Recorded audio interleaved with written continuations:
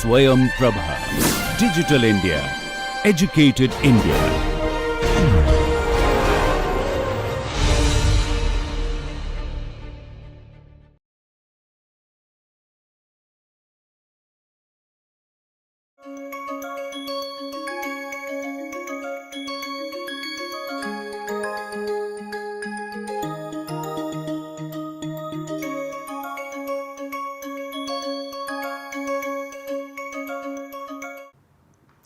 Welcome.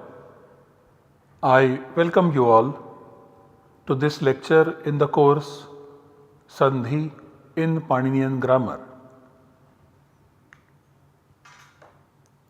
In this lecture, we will continue studying the ach sandhi or the vowel sandhi. We said that this ach sandhi is of two types, ekasthanika ekadesha and dvisthanika ekadesha. Ekasthanika ekadesha stands for one substitute in place of one substituent. Ekasthani, sthani is substituent and ekasthani one substituent, and eka adesha and one substitute. In case of dvisthanika ekadesha, we have two sthanis, two substituents and one substitute. To contrast that, we say that this first type is ekasthanika ekadesha. We also stated that there are two instances of this ekasthanika ekadesha. They are Iko Yanachi, the sutra which states the yan sandhi, and the second instance of this ekasthanika ekadesha is ayavayava sandhi stated by the sutra echo yavayavaha. Amongst these two, right now we are studying the first instance, namely yan sandhi stated by the sutra iko yan achi. The ekasthanika ekadesha is stated in the Ashtadhyayi in this particular section, namely from 6172 up to 6183. And this ekasthanika ekadesha can be diagrammatically represented in this particular manner as shown on this slide. So A plus B, B coming immediately after A in close proximity, that means in the samhita mode, and this plus sign indicates that samhita mode. So A plus B, and A is substituted by C. A is the sthani, ekasthani, and C is the adesha, one substitute. So eventually A plus B is the input, and by the application of ikoyanachi we get C plus B as the output. B remains unchanged. Only A gets substituted by C. In this way, diagrammatically, we can represent the yan sandhi or the ayavayava sandhi, and they are stated in this particular section 6172 up to 6183 in this particular section.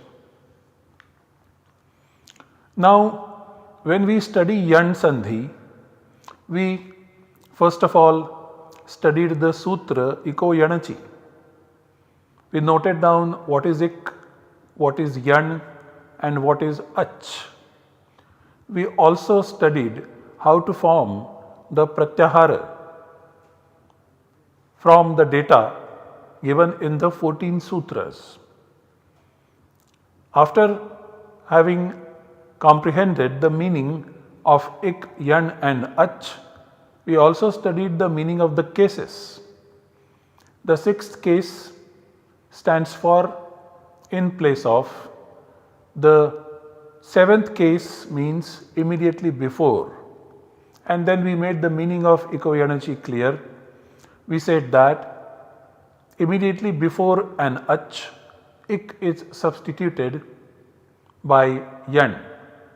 We also noted that there is an adhikara called samhitayam when in samhita mode.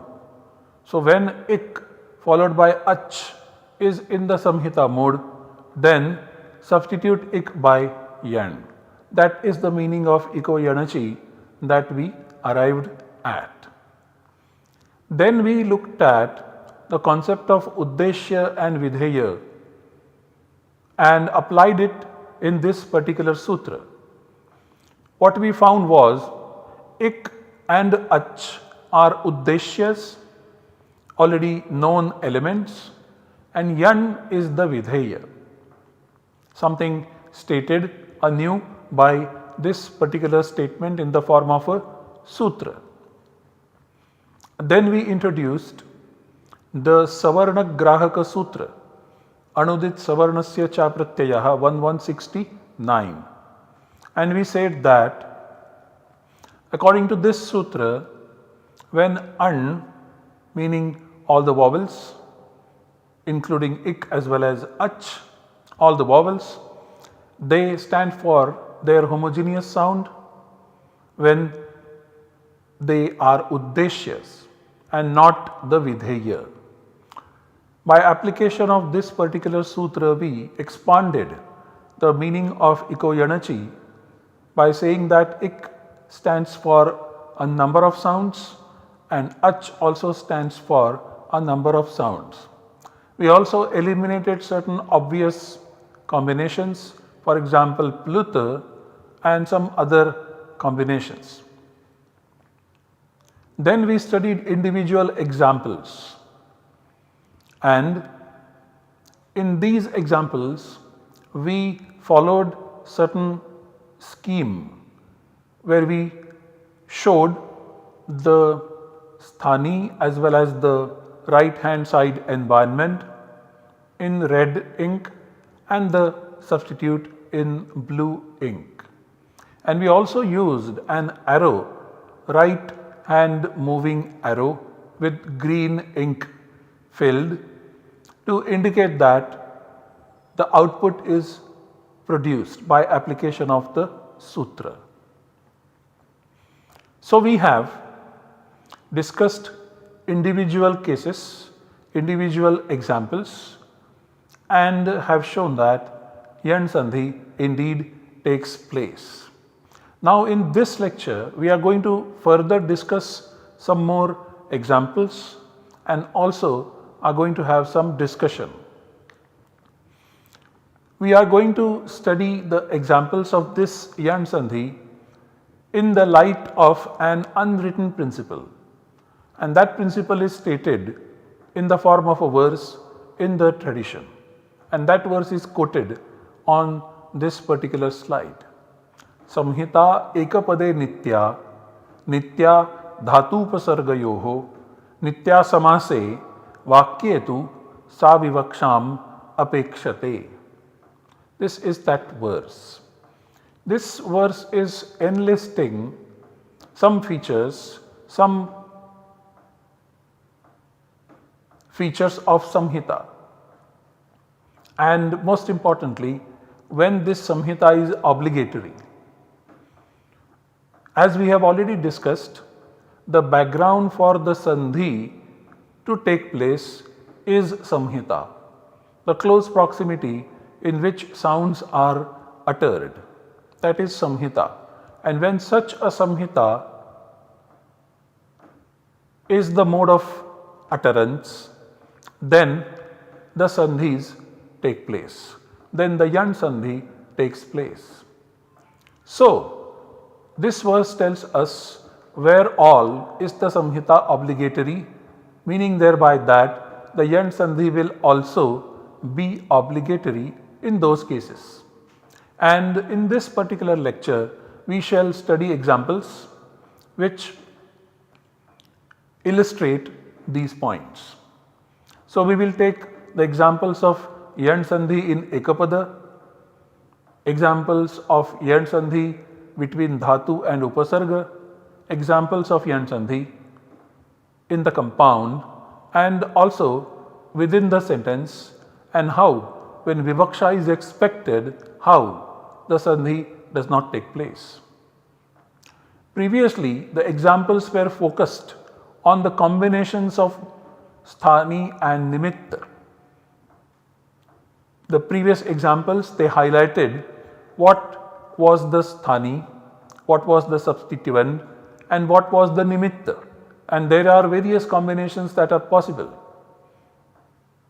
Short vowel plus long vowel combination, different vowels altogether, and the resultant form is the Yan Sandhi, and so on and so forth.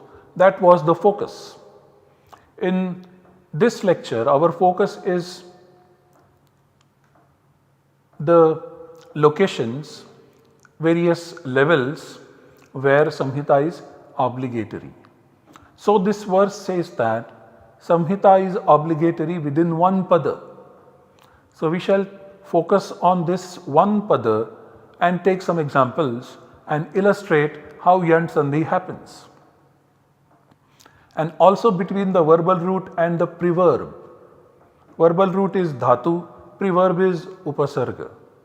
Dhatu and Upasarga, they share a unique relationship, and the Samhita in between a Dhatu and an Upasarga is obligatory. As a result, the Sandhi is obligatory. And Samhita is also obligatory within a compound or Samasa. Samasa is a very productive and a very unique process of word formation in Sanskrit. And in a Samasa, Samhita is obligatory. However, within a sentence, the Samhita expects the desire of the speaker. That means the Samhita is dependent on the desire of the speaker. Whether the speaker wants to utter the sounds in Samhita mode or not. If the speaker wants, then there is Samhita mode, but if the speaker doesn't want, then there isn't a Samhita mode. And so we have an option. Let us look at examples one by one. First we have Yan Sandhi taking place within a pada, eka pada. So Yan Sandhi within one word or eka pada. So what is the definition of pada? The definition of pada given in the Ashtadhyayi that is applicable over here is Suptingantam Padam, stated by 1.4.14. What this means is that a verbal element at the end of which occur either a sup or a ting suffixes, that element is called pada. Sup and ting are the pratyaharas referring to respective suffixes that are added after the respective roots. Sup is a pratyahara formed in the Sutra 412 and ting is a pratyahara of the suffixes formed in the Sutra 3478. Sup is added to a pratipadika and ting is added to a dhatu, and the resultant form is the pada fit to be used in a sentence. Now when the derivation of this pada is in process, there we notice Yan Sandhi taking place between the prakriti and the pratyaya.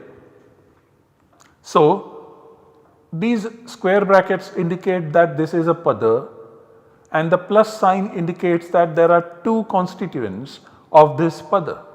On the left hand side we have a prakriti and on the right hand side we have a pratyaya, and this prakriti and pratyaya they are always to be uttered in the Samhita mode, because this is one pada, and within one pada Samhita is obligatory. So Prakriti and Pratyaya, they are to be joined together, only then the one pada will come into existence as an output. So then this final part of the Prakriti and the initial part of the Pratyaya, they come into close proximity. They are in the Samhita mode. In such a case, the Sutra 6177 applies and substitutes the ik by yan in the Prakriti, and this ach within the Pratyaya remains unchanged as it is. So in this manner the sandhi, yan sandhi, takes place within one pada. This is also referred to as internal sandhi, sandhi within a pada, internal sandhi. Let us now look at the examples. So here we have 5 examples. All of them are the examples of yan sandhi happening in one pada. So these are the subantas that we have taken for the example purpose. The first one is mati as the Prakriti, followed by the suffix a, which is the instrumental singular. So now this entire square bracket indicates that this will be the instrumental singular form of the Pratipadika mati. So in this case, this ti has got an e at the end. So this e and this a, they come in close proximity. A is ach. In the environment of an ach coming immediately after, the previous e, that is a ik, is substituted by yan. So 6177 Iko Yanachi applies, and then the output is matya plus a, and we have the form matya, the instrumental singular of the word mati, meaning intellect. Similarly, we have Gauri plus os. This is the Shashti Dvivachana or genitive dual of the feminine word Gauri. Here there is long e followed by o. Long e is part of ik, o is part of ach. So this ach comes immediately after this long e, which is ik, and then this ik gets substituted by yan after the application of Iko Yanachi 6177. So we have Gauriya plus os. We join it together and we get the form Gaurios. By doing the further processing, we get the form Gauriyoho. This is the Shashti Dvivachana. This is the sandhi within one pada. Next we have Vayu plus os.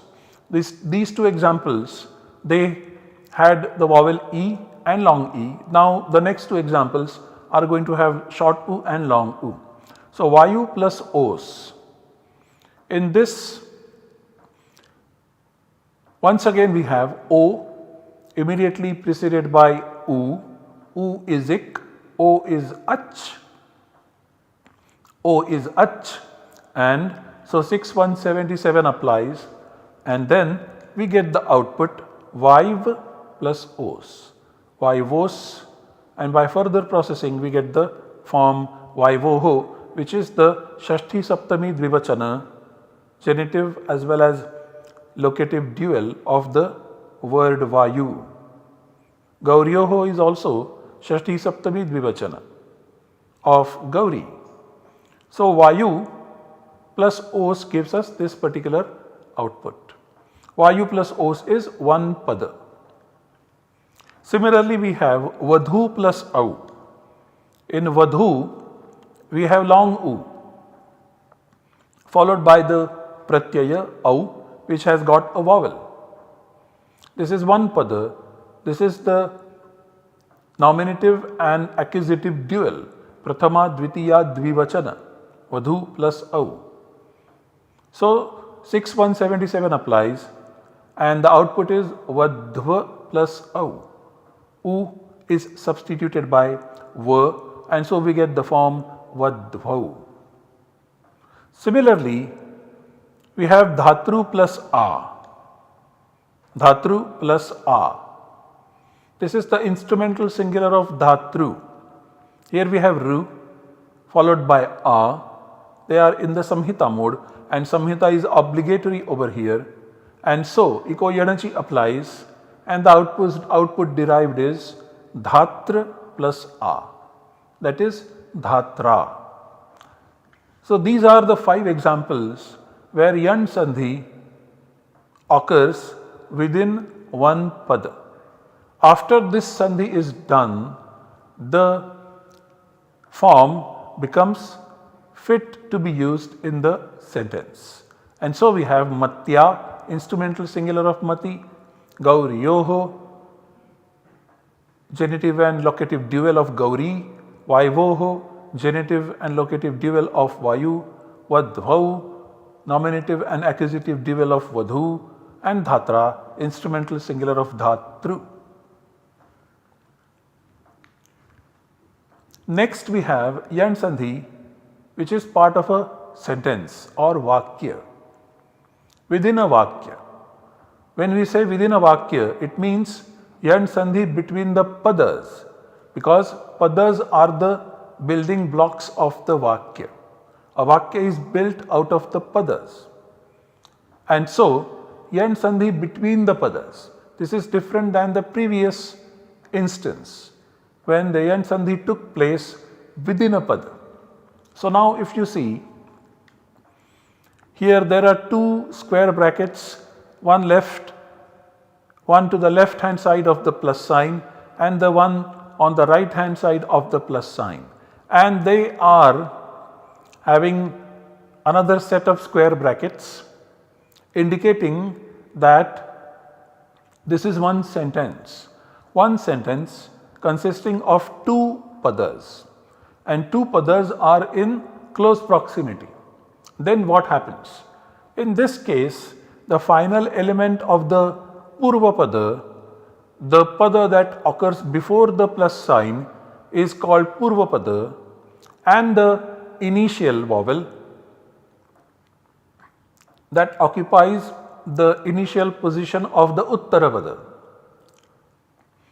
These 2 vowels come in close proximity and then 6177 will apply and as a result the output would be the final element of the Purva pada will be substituted by Yan and the initial vowel in the Uttara pada remains as it is.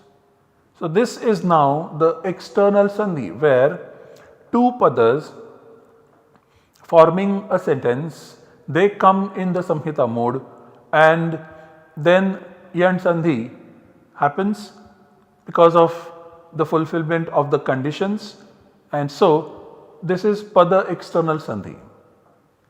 And let us see examples of this type of Sandhi. So we have Asti and Ekaha. The first example.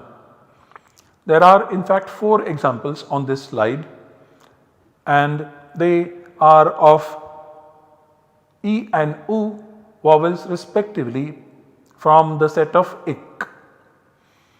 Now Asti plus Ekaha, these are 2 padas and Asti is the Tinganta form, Ekaha is the Subanta form.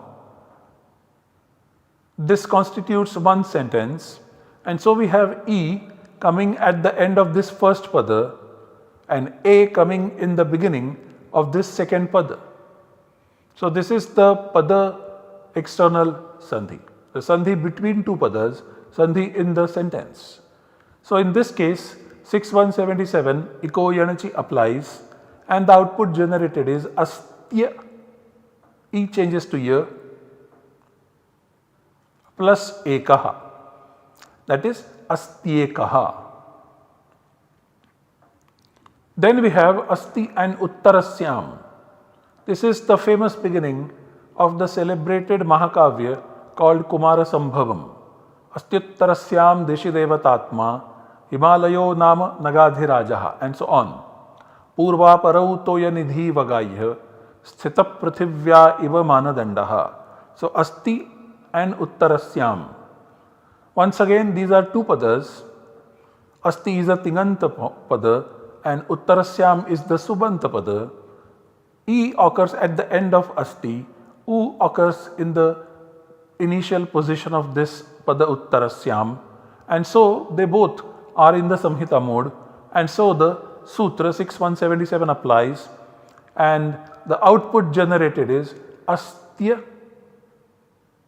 And the output generated is Astya Uttarasyam. That is Astyuttarasyam. Similarly, you have Astu plus Ekaha. These are two padas. Astu is the Tinganta form followed by Ekaha, another Subanta form. And here we have U followed by A. And this is a sentence. And there are these two padas in close proximity. So these two vowels are in the proximity in the Samhita mode. And so 6177 Iko Yanachi applies and the output is Astva Ekaha and Astvekaha. Similarly, Astu Akarmani. This is taken from the famous verse of Srimad Bhagavad Gita which was quoted right at the beginning. Karmanya vadhikaraste ma phaleshu kadachana ma karma phalaheturbhur mate sango astu akarmani. Mate sangostva karmani. So Astu plus Akarmani. Astu is the Tinganta form. Akarmani is the Subanta form. U occurs at the end of this pada. A occurs at the beginning of this Subanta pada. Now U and A are in close proximity. They are in Samhita. And so we have 6177 applying and generating the output in the form of Astva Akarmani. Astva Karmani. Now, since this is a Vakya, we must also note that in the Vakya, in the sentence, the Samhita also depends on the Vivaksha. So here there is Vivaksha to do the Samhita. And so after that, we apply the grammatical rules and derive the output. So in this case, we have both Vivaksha as well as the grammatical rules applying. What if there is no Vivaksha of Samhita? So if there is no Vivaksha, which is the desire to speak, the desire of the speaker to speak, the speaker does not want to utter these examples in the Samhita mode, then what do? Then no grammatical rule is applied because there is no Samhita intended by the speaker. Even though these are the two padas which are in proximity, the speaker does not want to utter them in the close proximity. In the Samhita, probably the speaker wants to have some gap in between. And then E followed by A, because it is not in close proximity, there won't be any output generated by 6177 because 6177 will not be applied. So the same output will be returned. Asti Ekaha is the input, no rule applying, Asti Ekaha is the output, absence of any sandhi, no substitute coming in place of ik. Similarly, in Asti Uttarasyam, there is no Vivaksha that these two are uttered in close proximity and therefore there is no Samhita and therefore Iko Yanachi does not apply here and therefore we don't have the Sandhi taking place and the output is the same as the input. Asti Uttarasyam is the input, no grammatical rule applies and Asti Uttarasyam is the output. Similarly, you have Astu plus Ekaha. The same example. And once again, because there is no vivaksha of the samhita mode, so ikoyanachi does not apply, and astu ekaha is the input and it is returned as the output. There is no adesha, no yan sandhi taking place. Similarly, astu akarmani. If the speaker does not intend to have the samhita mode, then obviously ikoyanachi does not apply, and so we don't have any sandhi and we return the input as it is. So astu akarmani is the input, astu akarmani is the output. So in the text of Srimad Bhagavad Gita, however, samhita is what is intended by the speaker, and therefore we do the sandhi and we return astva karmani as the output. Now yan sandhi between upasarga and dhatu. Upasarga is a list of elements which are prefixed to the verbal roots, namely dhatus. These upasargas bring about change in the meaning of the verbal roots or the dhatus, and they are pra, para, apa, sam, anu, ava, nis, nir, dus, dur, etc. 22 in number. Dhatu is a verbal root denoting an action, stated by the sutra Bhuvadayo Dhatavaha, which says that the list of verbal elements beginning with bhu and meaning an action are termed as dhatu. And upasarga and dhatu, they both are stated to be obligatorily in the samhita mode. So here are the examples: adhi and ayana. So adhi is the upasarga and aya or e is the dhatu. And then we have this obligatory samhita. So e followed by a, and they are uttered in the samhita mode. So 6177 ikoyanachi applies, and the output generated is adhya ayana adhyayana. Similarly, you have anu as the upasarga preverb followed by iksha, the verbal root, to see, and then we have 6177 applying because samhita is nitya, and the output generated is anva plus iksha, anviksha. Similarly, pari plus ejana, and we have pari as the upasarga, eja as the verbal root, and so 6177 applies, and parya plus ejana is the output, and paryejana is what we get. Eja means to tremble. Now yan sandhi within a samasa, and here are 4 examples. These examples are taken from the Vaiyakarana Siddhanta Kaumudi. So we have sudhi plus upasya, and sudhi has got a long e followed by u. They are in the samhita mode, and therefore 6177 applies, and we have the output sudhya plus upasya. And we will take up this example for discussion next when we talk about the sthanivat bhava in yan sandhi. Similarly, you have madhu plus ari.